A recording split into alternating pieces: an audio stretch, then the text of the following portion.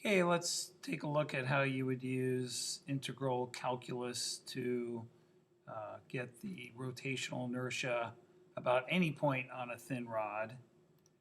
And so we have a rod of mass M, length L, and we want to get the rotational inertia about the end in this case. And so this is the equation that you see on the AP Physics equation sheets.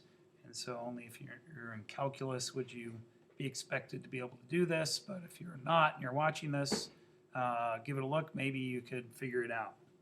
And so we want to integrate with respect to x. You could keep it r, but x is our x-axis here. And so I need to write dm, which is an infinitesimal piece of mass, in terms of x. And so there it is. So let's say this was a meter stick and that was 1 centimeter long. Its mass would just be the fraction of the length it represents, 1 over 100 times the total mass.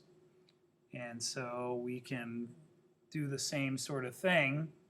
So it's located at position x. It's got a width dx, not 1 centimeter, but an infinitesimally thin slice.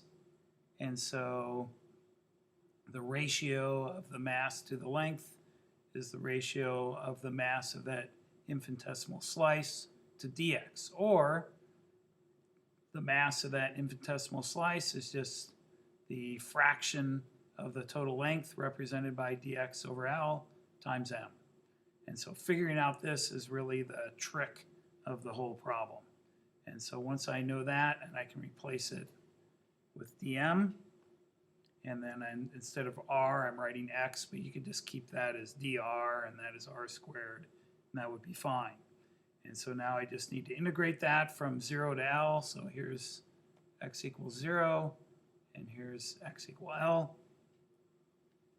And so integrating x squared gives me x cubed over 3. And then I put in x equal L and evaluate it, and x equals 0 and evaluate it, and I get what we knew the answer to be, 1/3 ml squared. You can use parallel axis theorem to come up with that if you know the rotational inertia about the center of mass for a thin rod is 1/12 ml squared, but this is how you would do it with calculus. And so if you want to find it about some other point, everything's the same. You put x equals 0 at the point you're interested in, and then change the limits of integration. So what would that look like for rotational inertia about the center? Well, I would have this be x equals 0, and so my limits would be negative L over 2 to L over 2. And if you go about that, we know the answer is going to come out to this. And so it comes out to 1/12 ml squared. And what about some other points? So let's say it's 1/4 of the way from the left end. So the limits would be negative L over 4 to 3/4 L. And so you write that out, and it should be able to come out to that. So if you want to see if you can do this, try it for about an end, try it for the middle, try it for this point, or maybe 1/6.